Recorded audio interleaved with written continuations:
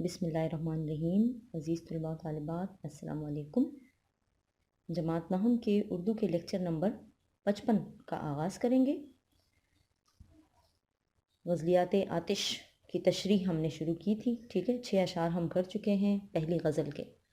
اب پہلی غزل کا شعر نمبر 7 ہم نے کرنا ہے، تو آ جائیں شعر نمبر 7 پر۔ شعر نمبر 7 دیکھیں۔ یوں مدعی حسد سے نہ دے داد تو نہ دے، آتش غزل یہ تو نے کہی عاشقانہ کیا۔ شعر کے بعد حوالے کے طور پہ آپ نے صرف 3 پوائنٹس کرنے ہیں جو آپ کو میں بار بار بتا چکی ہوں، ٹھیک ہے۔ شاعر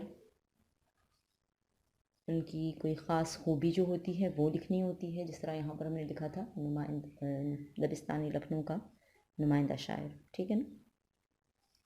اچھا، یہاں پر اب تشریح سٹارٹ کرتے ہیں۔ شاعر اس شعر میں اپنے آپ سے مخاطب ہو کر کہتے ہیں کہ اے آتش، مقطع ہے نا، ٹھیک ہے۔ مقطع میں اکثر شعراء اپنا تخلص استعمال کرتے ہیں۔ تخلص کی تعریف یاد ہے؟ چلے میں ریپیٹ کر دیتی ہوں۔ تخلص وہ مختصر نام جو شعراء اپنی شاعری میں استعمال کرتے ہیں، ٹھیک ہے، اپنے نام کی جگہ جو استعمال کیا جاتا ہے نا، مختصر نام۔ اے آتش، تیری یہ غزل بہترین عاشقانہ رنگ میں رنگی ہوئی ہے۔ ہر شعر سے عشق و محبت کے جذبات کا بھرپور اظہار ہوتا ہے۔ بہترین شاعری کے دعوے دار حسد اور دشمنی کی وجہ سے تیری غزل کی تعریف اگر نہ کریں تو اور بات ہے، ٹھیک ہے۔ یہ تو آسان تشریح ہے اس کی۔ ساتھ میں اب دوسری بات کیا ہے کہ اس شعر میں شاعر شاعرانہ حریف مد مقابل کو کہتے ہیں، ٹھیک ہے، جو مد مقابل ہوتا ہے نا، جس سے مقابلہ کیا جائے۔ امام بخش ناسخ کی طرف اشارہ کرتے ہوئے کہتے ہیں کہ بہترین عاشقانہ غزل لکھنے کی صلاحیت جتنی مجھ میں ہے، میرے حریف ایسی عاشقانہ غزل لکھنے کی صلاحیت نہیں رکھتے۔ میری یہ غزل تعریف کے قابل ہے، کیونکہ اس سے بہتر طور پر کوئی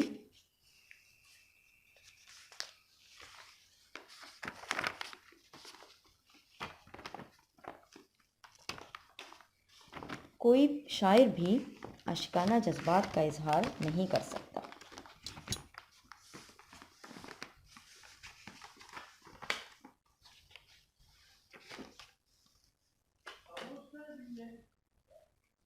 اچھا، بقول شاعر، زمانے میں کوئی تجھ سا نہیں ہے سیف زباں، رہے گی مار کے میں آتش آبرو تیری، ٹھیک ہے، کہ اس دور میں، اس زمانے میں مجھ جیسا سیف زباں کوئی نہیں ہے۔ سیف تلوار کو کہتے ہیں نا، سیف زباں سے مراد جو قادر کلام لوگ ہوتے ہیں، جو بولنے پر پوری قدرت رکھتے ہیں۔ رہے گی مارکے میں آتش آبرو تیری، مارکا ویسے جنگ کو کہتے ہیں، ٹھیک ہے نا، جنگ ہونا۔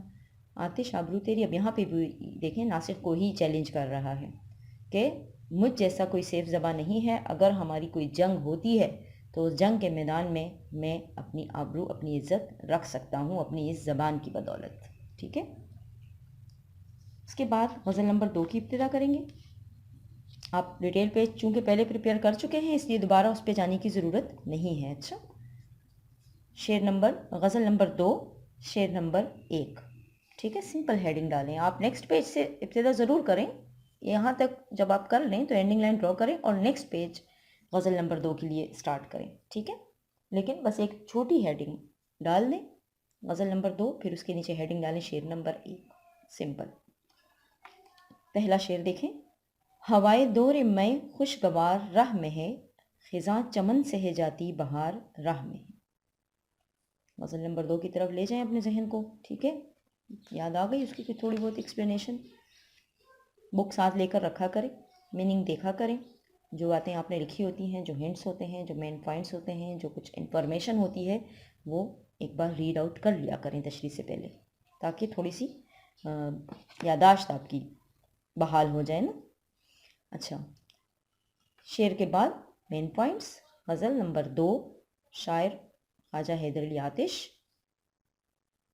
ادبی حیثیت غزل گو شاعر اور دبستان لکھنؤ کا نمائندہ شاعر، ٹھیک ہے، خصوصیت میں آپ لکھ سکتے ہیں۔ اس کے بعد ہیڈنگ ہے تشریح۔ اب دیکھیں، اس پہلے شعر میں شاعر نے بڑی امید اور رجایت کا ذکر کیا ہے نا، تو اسی کو لکھیں گے۔ شاعر نے اس شعر میں خزاں کے جانے اور بہار کے آنے کے منظر کو پیش کیا ہے۔ شاعر کہتے ہیں، بتا رہے ہیں نا کہ خزاں جا رہی ہے اور بہار آ رہی ہے۔ شاعر کہتے ہیں کہ خوشگوار شراب کا دور چلنے والا ہے اور بہار کی آمد آمد ہے۔ یہ آمد آمد ہے یعنی بہار آنے والی ہے۔ اس بہار میں شراب کسی مستی پیدا کرنے کی خاصیت موجود ہے۔ دیکھیں اب یہ نہیں ہے کہ یہاں پہ شراب کا دور چلنے والا ہے، کوئی حقیقی شراب کی بات نہیں ہے ہو رہی، ٹھیک ہے، خوشگوار فضا کی بات ہو رہی ہے، خوشگوار آنے والے ماحول کی خوشگواریت کا احساس جو ہے وہ شاعر دلانا چاہ رہا ہے کہ کیسی پرکیف ہوا چلنے والی ہے۔ اس شعر سے شاعر پرامید نظر، اس شعر میں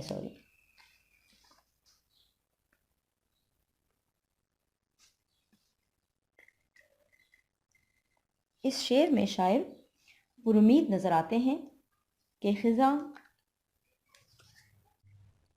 کا موسم چمن سے رخصت ہونے والا ہے۔ یہ موسم خزاں چمن میں ہمیشہ نہیں رہتا ہے اور خزاں کے بعد بہار ضرور آتی ہے، ٹھیک ہے۔ اب یہاں پر آپ کو بار بار میں بتا رہی ہوں کہ یہ امید کا، رجائیت کا شعر ہے۔ اس میں شاعر امید دلا رہے ہیں کہ خزاں ہمیشہ قائم رہنے والا موسم نہیں ہے، خزاں عارضی طور پر ہے، ٹھیک ہے۔ خزاں کے بعد بہار آتی ہے، تو وہ یہاں پر یہ بتا رہے ہیں کہ بہار کا انتظار کرو، خزاں سے پریشان مت ہو، بہار ضرور آتی ہے۔ گویا مشکلات اور آلام کا زمانہ ختم ہو رہا ہے۔ آلام علم کی جمع ہے، ٹھیک ہے، مصائب، مصیبت۔ مایوسی اور یاسیت کے دن رخصت ہو رہے ہیں۔ یاسیت نا امیدی کو کہتے ہیں۔ یاس کا لفظ سنا ہے نا، حسرت و یاس، دیکھیں یہ یاسیت اسی یاس سے نکلا ہے، اس کا مطلب ہے نا امیدی۔ یہ آس کا متضاد بھی ہے، آس امید، ٹھیک ہے، آس امید اور یاس نا امیدی، سمجھ آ گئی؟ یاس سے نکلا ہے یاسیت یعنی نا امیدی، مایوسی۔ مایوسی اور یاسیت کے دن رخصت ہو رہے ہیں اور خوشی و مسرت اور راحت کا دور آنے والا ہے۔ مسرت بھی خوشی کا مترادف ہے اور راحت یعنی آرام۔ اب دیکھیں یہاں پہ یہ ہمارے پاس آ گیا مرکب عطفی، واو لگائے نا، خوشی اور مسرت۔ راحت کا دور آنے والا ہے یعنی آرام کا دور آنے والا ہے، سکون کا دور آنے والا ہے۔ اداسی اور مایوسی کے بادل چھٹنے والے ہیں۔ بادل چھٹنا محاورتاً یوز ہوا ہے، بادل چھٹنا یعنی ختم ہونا، ٹھیک ہے۔ جب بادل چھٹتے ہیں تو کیا ہوتا ہے؟ جب چھٹنے سے مراد پھیل جانا، بادلوں کا غائب ہونا آہستہ آہستہ، ٹھیک ہے۔ تو چھٹنے سے مراد یہ ہے، بادل چھٹتے ہیں تو کیا ہوتا ہے؟